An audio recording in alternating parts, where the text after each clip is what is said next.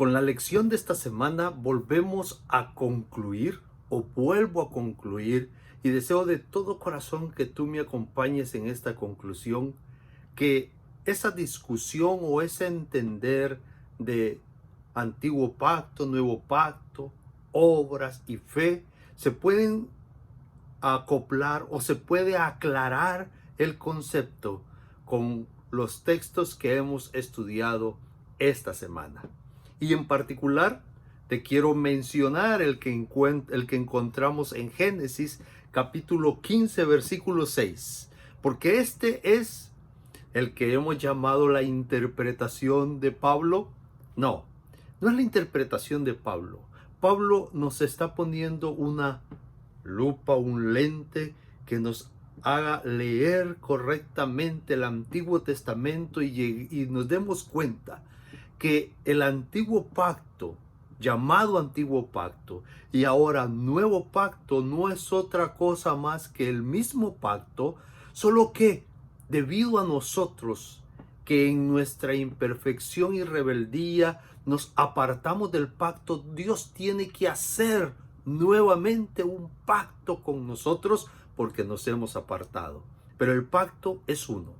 Y los conceptos del pacto son los mismos. Dios no cambia. Y volvemos a recordar. Noé creyó, hizo el arca y fue salvo. Abraham creyó, caminó con Dios, y aun cuando Hebreo declara que no recibió lo prometido, él sabe que lo prometido es una realidad, porque le creyó al que lo promete. Y esto es importante. Tú y yo debemos creerle a Dios y no creer la promesa. Creer en Él, y en Él se cumplirá más que lo que nosotros consideramos como promesa.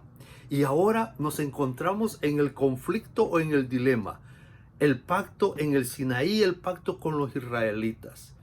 Es interesante poder ver que los israelitas no creían en Dios, que el pueblo no creía en Dios, y entonces Dios tuvo que dar al principio evidencia para que creyeran en Él. No obstante, nosotros conocemos la trayectoria. El pueblo no le creyó a Dios, creyó que ellos podían obrar, y el resultado de las obras del hombre es perdición. Si tú y yo creemos en Dios, obtenemos la salvación. Recuerda, cree en el Señor Jesús y serás salvo tú y tu casa. Ahora, Génesis 15:6. Y creyó a Jehová. Abraham creyó a Jehová. Por lo tanto, el antiguo llamado pacto, que no es otra cosa más que un pacto hoy dado por Dios para que tú y yo entremos en ese pacto con Él, el principio es el mismo. Cree en Dios.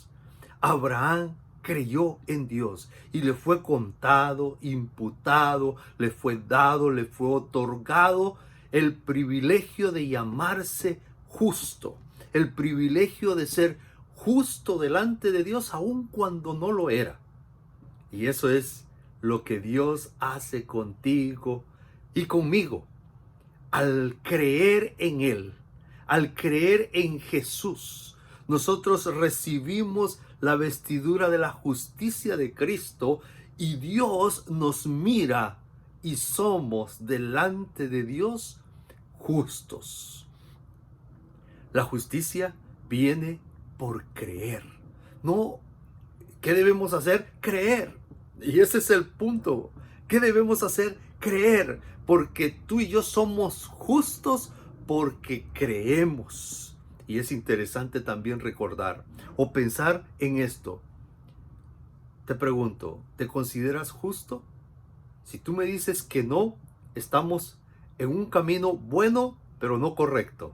¿Por qué bueno, pero no correcto? Porque siempre lo hemos mencionado y la palabra de Dios lo dice: justo solo uno, Dios; bueno solo uno, Dios.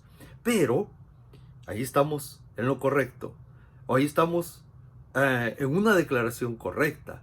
Pero recordemos que tú y yo delante de Dios llegamos a ser justos al creer y aceptar a Jesús. ¿Por qué? Porque cuando tú y yo creemos en Jesús, aceptamos su sacrificio, aquel sacrificio revelado en los sacrificios de los animales.